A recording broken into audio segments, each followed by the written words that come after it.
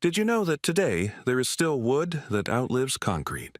This is not a joke, really. The pillars driven into the ground back in 1850 are still standing and have not even rotted or shaken. They are still as strong and sturdy as before. But have you ever noticed that modern pressure-treated wood usually doesn't last even 15 years and starts to rot? Today, you will learn about wood that remains perfect for a century without chemicals, without treatment, and without any maintenance. In addition, it is also able to fertilize the soil while it grows. For 300 years it was used in construction throughout America, but then, unfortunately, it suddenly disappeared. It's as if she was wiped off the face of the earth, but all this is not just like that. And not because she failed or showed her ineffectiveness, but, on the contrary, all because she was too good. A material that lasts forever cannot be sold to other people every decade. A tree that heals dead soil threatens the fertilizer industry. Judge for yourself. Wood that does not require chemicals cannot bring in millions of dollars in profit and cannot be sold over and over again. In this world, we explore the history of black locust, a rhodotrophic tree that built an empire and was buried to protect the market. The first archival secrets were found in Jamestown, Virginia. It all started in 1607, when English colonists were rushing to build shelter before winter. They dug 4 pillars into the ground, one at each corner, and built walls between them. The wood they chose would determine whether they survived, so they had no room for error. And already in the year 1707, exactly 1,000 years later, the naturalist Mark Catesby visits these ruins. And he finds something impossible there, namely, the same original pillars, both above and below ground, remain in perfect condition. They had not rotted, there were no signs of decay, no damage from centuries of rain, soil, or insects. He writes that the pillars look as if they were buried several days ago. And this was the black acacia. The Cherokee and Iraqi carved bows from it because nothing else could match its strength. They used it for the handles of tools that lasted for generations. They called it the wood that refuses to die, and by 1812 black locust was even able to decide a war. American shipbuilders faced the British fleet, the most powerful navy on Earth. British warships used oak pins to hold planks together. American ships used tacks, wooden pegs harder than nails that swelled when wet, creating joints stronger than metal. And when the cannonballs struck, the British ships were scattered. The oak was failing and the planks were coming apart, but the American ships held on very tightly. So the British lost battle after battle until they began to realize that something had to change. In 1820, Philadelphia exported between 50,000 and 100,000 black locust nails to England each year. The British rebuilt their fleet with American timber. Black locust has a Janka hardness of 1,700 pounds force, which is harder than white oak, which has a hardness of 1,360 pounds force. Its compressive strength is 10,200 pounds per square inch, comparable to concrete. It contains rhobanin, a natural compound that kills fungi and insects without chemicals. Tests by the U.S. Forest Service have proven that black locust will rot for 100 years, even when buried in soil. Fence posts installed in the 1920s remain strong. Telegraph poles from the 1870s still stand in the West, 150 years later. The Ford Island Bridge in Hawaii, built in the 1910s, used black locust pilings. After a century in salt water, the most corrosive environment on Earth, these pilings are still in use. At the Biltmore Estate in North Carolina, a black locust pergola, over 100 years old, still stands. Harvard Forest in Massachusetts has fence posts installed a century ago that remain intact. But black locust isn't just durable. It's resilient, as it's one of the few deciduous trees that fixes nitrogen.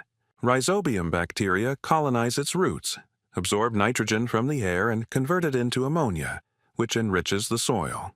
Research shows that the soil where black locust grows contains 1.3 to 3.2 times more nitrogen than in surrounding areas.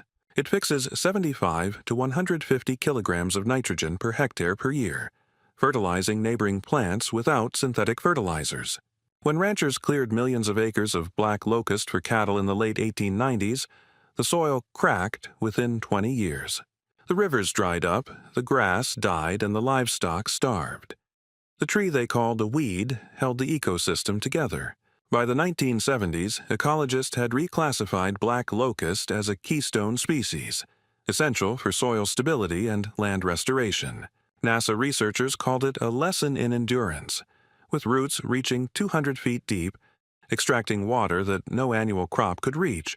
So why, if this wood is stronger than oak, more durable than treated lumber and heals dead soil, is it rarely used? The answer begins in 1933. Indian chemist Santi Kamesam invents chromated copper arsenate, CCA, a mixture of chromium, copper, and arsenic that extends the life of cheap pine.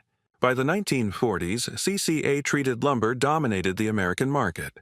Sawmills sold soft pine at a high premium, calling it pressure-treated and guaranteeing 20 to 30 years of durability. Black locust requires no treatment. It naturally lasts for 100 years, but this natural durability creates a problem. Customers who purchase black locust fence posts in 1950 won't need replacements until 2050, 3 generations without repeat sales.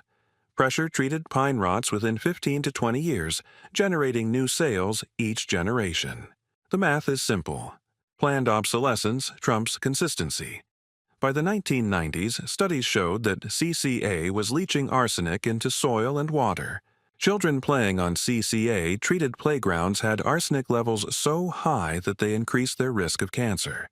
In November 2003, the Environmental Protection Agency found that children in warm climates who played on treated decks had a 1 in 100,000 risk of cancer. The threshold of concern is 1 in a million, and already on December 31, 2003, CCA was banned for domestic use. The industry has switched to alkaline copper quaternary and copper azole. The chemicals changed, but the model didn't, as treated wood still rotted faster than black locust. It still leached copper into gardens and soil. It still required buyers to buy replacements every 15 to 20 years. But black locust faces another enemy. It refuses to fit into industrial systems. The trees grow crooked, competing for light, creating stressed wood that warps when sawn. The black locust borer bores tunnels through the trunks. Sawmills accustomed to straight pine find it difficult to process black locust. Large timber distributors have refused to sell it. The supply problem became self-perpetuating. Sawmills didn't sell black locust because buyers didn't ask for it. Buyers didn't ask because they'd never heard of it. Contractors defaulted to pressure-treated pine because it was available at every Home Depot and Lowe's. The wood that built America disappeared not because it failed, but because it didn't generate a consistent income. In Hungary, the story is different. Black locust covers 1 million acres, 20% of the country's forested land. Farmers harvest it for fence posts, firewood, honey production, and timber exports. European architects use it for decks, bridges, and urban green spaces. In 2013, the Brooklyn Botanic Garden used black locust decking and won an AIA Design Award. But in the country where the tree is native, this species remains a niche product sold by small sawmills. Today, pressure-treated lumber represents a market worth 9.3 billion linear feet in the United States. If black locust took up just 1%, that would be 93 million linear feet worth $93 million per year. The market isn't limited by demand. It's limited by supply. People would buy black locust if they knew it existed. The system is designed to keep them in the dark. The pattern is familiar. Indigenous materials that ensure sovereignty are systematically erased not because they are inferior, but because they cannot be managed. The black locust has survived because it is indestructible. Cut it down, and you will see 10 new shoots appear from the roots. Burn it, and it will grow again. Poison a black locust tree and watch its fragments languish underground for decades while the chemicals dissipate. The U.S. Department of Agriculture admitted in 1948 that black locust could not be eradicated. This resilience is the essence of the matter. Climate change is accelerating.